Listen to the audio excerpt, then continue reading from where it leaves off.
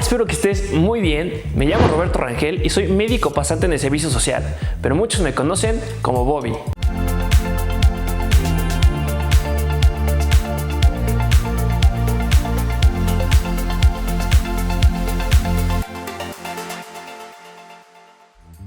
Actualmente, en los medios de comunicación no se habla mucho acerca de los efectos que tiene el virus SARS-CoV-2 en los niños.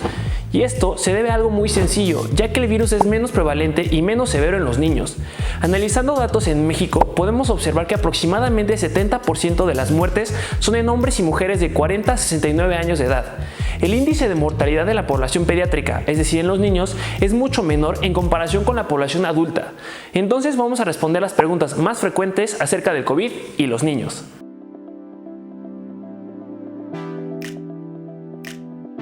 La respuesta es no. Por eso es que se tomó la decisión de cerrar las escuelas. En México, en un reporte realizado por la UNAM, que recogió estadísticas del Sistema Epidemiológico y Estadístico de Defunciones de la Secretaría de Salud Federal, que recaba los certificados de defunción emitidos en la República Mexicana, menos del 0.3% de las muertes fue en población menor de 15 años. También tenemos reportes en Estados Unidos donde analizaron poblaciones de hasta 149,000 pacientes confirmados con COVID, en donde 1.7% fueron menores de 18 años. Entonces, los niños sí se pueden enfermar con COVID-19, pero eso sí, tienen un mejor pronóstico que los adultos.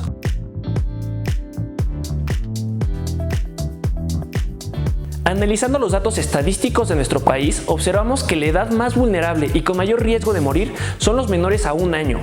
Un estudio realizado en China analizó a 2.143 pacientes pediátricos, de los cuales la cantidad de casos severos y críticos fue mayor en los menores a 1 año.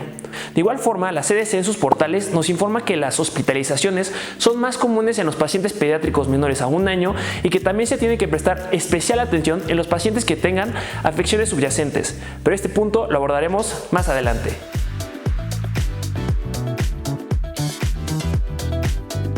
En la mayoría de los casos, los signos y síntomas de los niños son muy similares a los de los adultos, los cuales incluyen fiebre, tos, dificultad para respirar, congestión nasal, dolor en la garganta, diarrea, náuseas o vómito, fatiga, dolor de cabeza, dolor muscular o disminución en el apetito. Analizando un estudio de la CDC, observamos que en los niños los síntomas más comunes, que son fiebre, tos o acortamiento de la respiración, se presentan en una menor proporción que en los adultos, ya que se observaron en 73% de los niños, en comparación de los adultos que se presentaron en el 93%. Es importante reconocer que los niños cursan en mayor proporción sin síntomas o con síntomas menos intensos en comparación con los adultos. Un estudio realizado en China, en donde se analizó a 2.143 pacientes pediátricos menores de 15 años, se observó que el 4% cursaron asintomáticos, es decir, sin síntomas clínicos y radiografía de tórax normal. 51% cursaron con síntomas leves, es decir, con fiebre, tos, fatiga o dolor muscular. 39% tuvo síntomas moderados, es decir, con datos de neumonía en estudios de imagen. 5% tuvo síntomas severos, es decir, dificultad para respirar, niveles bajos de oxígeno, cianosis, que quiere decir coloración violácea en cara o labios, y menos del 1% tuvo un estado crítico, es decir, con síndrome de distrés respiratorio, estado de choque, falla respiratoria, falla cardíaca o falla renal. Y a diferencia de los adultos, no encontraron alguna incidencia mayor en niños o en niñas.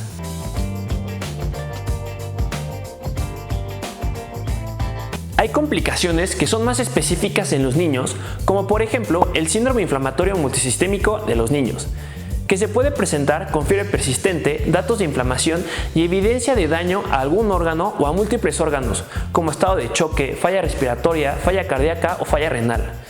También hay reportes de que se pueden presentar con enfermedad de Kawasaki, la cual podemos observar con fiebre, ojos rojos, rash en el cuerpo, dolor de garganta, sudoración en manos y pies, presencia de inflamación en los ganglios del cuello, labios secos o, muy importante, lengua frambuesada o lengua de fresa. Es importante remarcar que estas complicaciones suelen ser raras, pero se han reportado a lo largo del mundo desde el inicio de la pandemia, ya que han llevado a la muerte a algunos niños.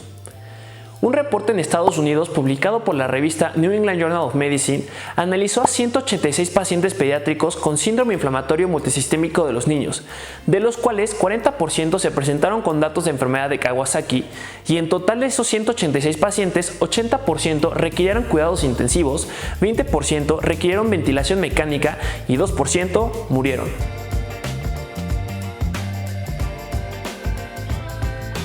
En un reporte realizado en un hospital en Washington con 177 pacientes pediátricos con enfermedad COVID-19 confirmada, se observó que los pacientes con enfermedades subyacentes son más propensos a padecer de COVID-19, en donde la enfermedad más común fue asma. Sin embargo, estos niños con asma no tienen un mayor riesgo a requerir hospitalización o presentar una enfermedad severa, solamente a padecer COVID-19. Los niños que padecen con enfermedades neurológicas, cardíacas, hematológicas u oncológicas son los que tienen un mayor riesgo de requerir hospitalización.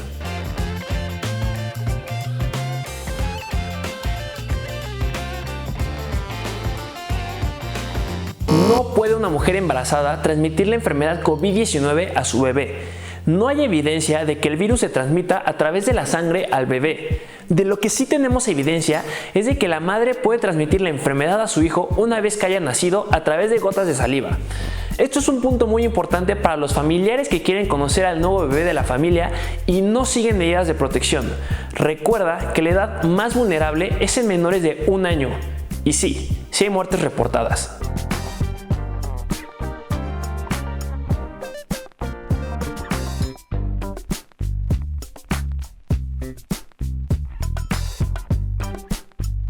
Las madres positivas deben de usar mascarilla, protección facial y lavado riguroso de las manos antes de tener contacto con sus hijos o con cualquier persona.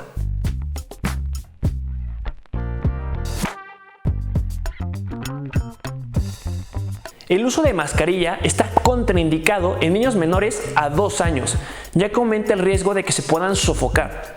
Esta población depende 100% de los cuidados que tome la gente que los rodea.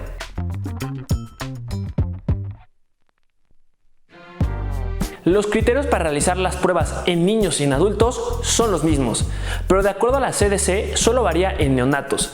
Entonces, los niños que tengan síntomas y se encuentren dentro de alguno de los siguientes grupos que te voy a mencionar deben de realizarse la prueba. Número 1. Si tiene alguna condición que los ponga en riesgo de tener COVID-19, como por ejemplo asma, problemas neurológicos, cardíacos, hematológicos, problemas respiratorios, diabetes tipo 1, inmunológicos como VIH, oncológicos, algún grado de obesidad o alguna otra condición subyacente. Número 2. Que hayan tenido contacto con pacientes que hayan resultado positivos de COVID-19 14 días antes del inicio de los síntomas. Y número 3, si presentan síntomas graves como lo es la dificultad respiratoria, lo cual te explicaré en la siguiente pregunta.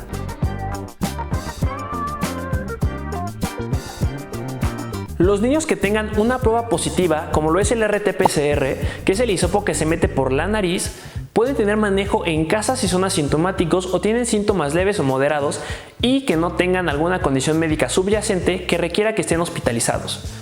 Pero es muy importante acudir a consulta médica con su pediatra para que les haga una valoración y le mande medicamentos en caso de ser necesarios. Es sumamente importante que nunca te automediques y mucho menos vayas a medicar a tus hijos sin la supervisión de un médico. Se deben de llevar medidas de aislamiento en casa, separarlo de mascotas o elementos que puedan compartir con otros miembros de la familia, lavar todas las cosas y las superficies para poder eliminar al virus y disminuir el riesgo de que otra persona pueda resultar contagiada.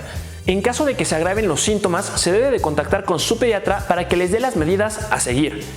Mucha atención porque los siguientes son los datos de alarma que debes de tener en consideración. Dolor en pecho, confusión, datos de dificultad respiratoria como coloración violácea en labios o en las puntas de los dedos, tiraje intercostal, que quiere decir que se marquen mucho las costillas al respirar, aleteo nasal, disociación en el abdomen y en el pecho al momento de respirar, o en caso de niños más pequeños, irritabilidad o ansiedad. También en caso de presentar fiebre elevada que no se pueda controlar con las indicaciones que les haya dado el pediatra. Recuerda que lo más importante es tener constante contacto con tu pediatra.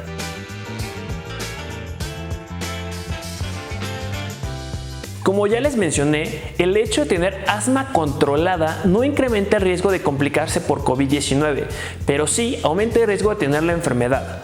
Se debe de continuar con los medicamentos que ya se tienen indicados para mantener la enfermedad controlada. En caso de ser positivo con COVID-19, se debe de acudir con su médico que lleve el manejo de la enfermedad y continuar sus medicamentos, ya que si se tiene una enfermedad controlada, se va a disminuir el riesgo de una exacerbación y con esto se va a reducir el riesgo de poder complicarse. Al día de hoy no hay evidencia de que los medicamentos para el asma lleguen a complicar el pronóstico de COVID-19.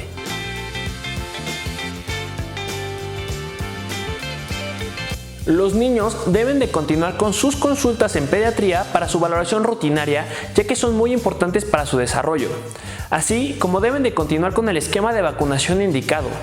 Los niños mayores a 2 años deben de usar las medidas recomendadas y consultar a su pediatra la necesidad de acudir de forma presencial a las consultas.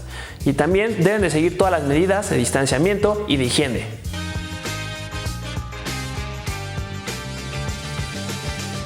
A continuación, te voy a decir unos puntos extra que debes de considerar con tus hijos. Los niños deben de lavarse las manos con agua y jabón por 20 segundos. Se debe de prevenir, en caso de los niños pequeños, que puedan llevarse el sanitizador a base de alcohol u otros elementos a la boca. Se deben de seguir medidas de distanciamiento con otras personas. Educa a tus hijos a cómo deben de toser y estornudar en la parte interna del codo para no propagar el virus. Se deben de lavar las superficies de los objetos con los que los niños tengan contacto, como lo son juguetes o juegos en casa. Es difícil, pero procura educar a tus hijos en no estarse tocando la cara con las manos y en especial si tienen las manos sucias. Ahora ya lo sabes, los niños suelen mejorar sin tener repercusiones en su salud después de padecer la enfermedad COVID-19.